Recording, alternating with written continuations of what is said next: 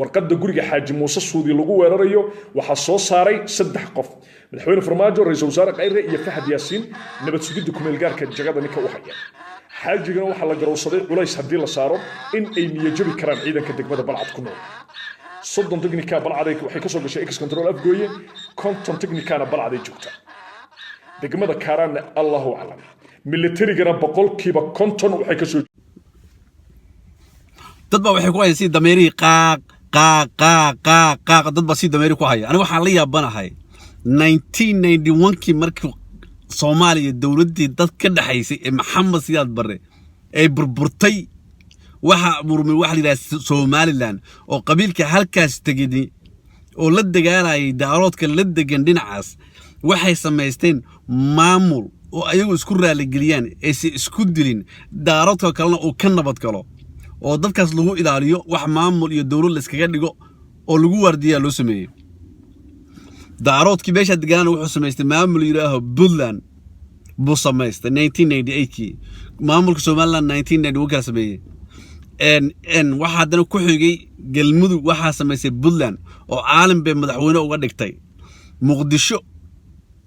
muqdisho oo ahayd halka meel ay dhisan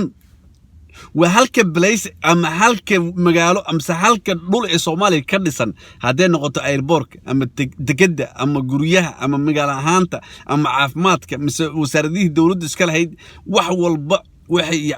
walba oo xitaa lacagta kala soo saaray warshadaha ugu waaweyn waxay ku yaaleen Muqdisho Soomaaliland waxa laga soo bilaabay dhulka meesha ugu hoos laga soo bilaabay Puntland waxa laga soo bilaabay ciid baa laga soo bilaabay ciid hoosta laga soo bilaabay Soomaaliland waxa ku taalaba capital city of Somalia magaala caasimadii labaad ee Soomaaliya ku taalaba habal la burburay 1988kii dawlad qaar meel kamid ah la duqeeyo hal burburiyo maanta waxay u egtay dawlad Soomaaliland oo waxay ku andacoonaysaa inay inta kale Soomaaliya ka go'an tahay inta kale inay Soomaaliya ka go'an ku andacoonaysaa heer waxay gaareen iskala weynaan Muqdisho oo ahayd meesha u sarreeyay Soomaaliya Puntland maanta kama liidato waxay haysataa ciidan bay haysataa waxay haysataa maamul degan waxay haysataa dad ilaashada nabadooda waxay haysataa barwaaqo sooran laakiin wiilashan daawada si dameeri waxay ku hayaan bal daawada bal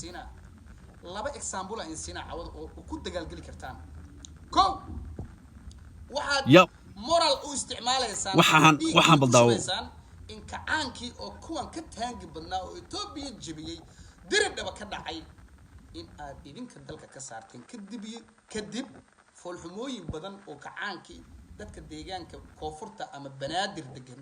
oo kula dhaqaaqay oo aad jawaab ka bixiseen hadalkayga waxaan ku hadii la islaayo ya hadii la islo ya uga fataxun maanta hadii la burburo ya u taala sida dameeri waxay ku hayaan qaaq dameerkaas ciyaayo waxba kama liitaan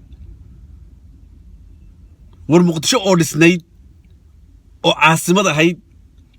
oo meesha ugu sarreeyay Soomaaliya ahayd baa lagaga cararay oo dadkii ka bursatay maxaa u dhisi weydeen maxaa meel uga dhig weydeen maanta waxa ku hayaan farmaajo la weeraraya farmaajo la dilaya ciidan maleeshiyadka soo baxay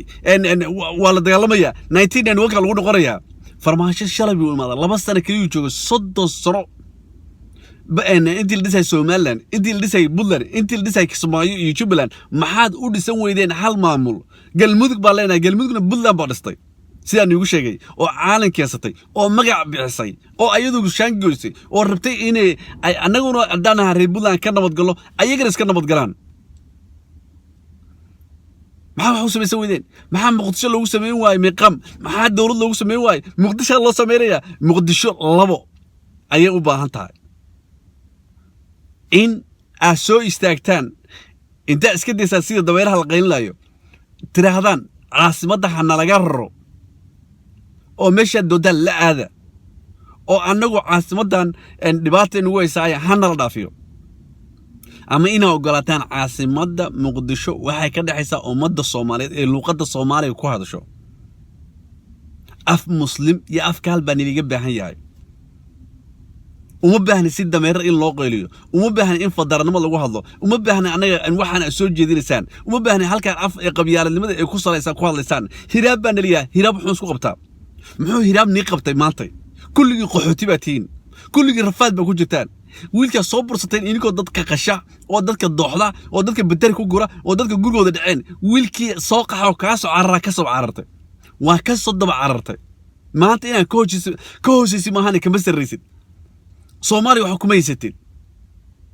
adigaana dulman adigaana dadka dulminaya adigaana dadka eedeynaya adigaana eedeysan kaaga ku dooxanaya kaaga ku dilaya kaaga hoos ku wado kaaga lacagta kugu yeeshay oo dhiigaaga miiranaya ayaad aniga iga jeceshaa because qabiil baa ku taageeraya qabyaalad dadka xalaasha oo adiga nolosha kula rabo inaad meel gaartid waxa uga soo horjeedaa waa qabyaalad يا قبيلة هديتها ده كان صومالي ده ميلها الدجن أنا إنتاس أو كل قفة إلى صحرته وريس إنكار كودعن وريس بلاي كودعن ورنت حكاها اللي ده كان رنت ماتش عليه ورديق جسوده سكدنا فلو هيا haddii aniga tan aan ku dardaarwalinayo aan rabo inay meel ku gaaraan ee dadka iska dhiciyaan ee dilka iyo balaayada iska daayaan ee biliqada iska daayaan ee xaaraanta iska daayaan hadda anigu u sheegayo habar igu dhacayo habarkaas Yuusuf ay seegi ba hatta igu dhaco soo runta la diidayaa runta inaa u sheegaa la diidayaa inta ka dhimanayo muqdisho aniga runta u sheegayo mooryaanta degan iyo tuuganimada iyo dhiigga la miiranayo Muuse Yelxo taageersanay Muuse Yelxo yaa xiri kara Muuse Yelxo waa tuugi ku dili jiray dahabka ka furan jiray asaga taageeraysa asaga dadka jeceshahay asaga dadkan ku dilin ku dhicin waxba ku geeysan ka jeceshahay tuug baana tahay tuug ayaana tahay taas ayaan anigu ka hadlayaa taas ayaan anigu raba inaad ogaatid inaad adigu cadow isku tahay qabyaalada ceebka meesha ku gaarsiinaa aragno qofkii looga badiyaa aragno muqdisho labay ahaanaysaa inuu qaraxa ka socdo oo boqol loo dhinto iyo in caasimadda laga bedelo nukaale deeqsad waa diiday waana ka hor yimaaday nukaale ma dhacayso wax dhici karana ma aha waxaan raali ka ahayna ma aha waxay la qarxaysaana waa laba siyaasadood bay ku qarxaysaa waa mid ku salaysan Soomaaliland iyo Hargeysa inay muqdisho qaraxdo ee islayso si اعتراف ay u hesho u sarmarto haddii loo diido farmaajo oo wadani wiilkaas adduunka caalamka muqdisho baray deganaashada ku wada dadka dilayn dadka baadin dadka xaaraanta ka rabo oo masaakiinka oo nabadoonka oo madaxnimada wax ka yaqaan oo haybad u leh oo dal madaxeed ah oo u dhashay muqdisho asagoo xuduudiisa ku aasanta adoo qoryoole ka soo carraaleedahay unukaale waxa loola dagaalaya oo qarxa loogu sameeynaya oo farmaajo magac loogu dilay adiga lagu dilaya in Soomaaliland ayadu go'day rabtaa sidii u tiraado ugu andaxoto meesha qarxaysa anaga lama joogayno kamid noqon mayna argaxisana dhulkayga in la qarxiyana marno ayaga qarxa kugu wada ayaga qarxa kugu soo badinaya anigana waxaan ku taageerayaa ee qarxa muqdisho ku socdo unukaale inta leedihiin qarxu haba socdo caasimada laga raro meeqaam u samaysta sida dameeraha caruur iskaga dhaldhaa isku biqleeya isku qayliya sida dameerka u qayliya wax iga kale ma laha caasimad baa la yiraahaa ummad Soomaali bay ka dhaxaysaa haddii aad diiday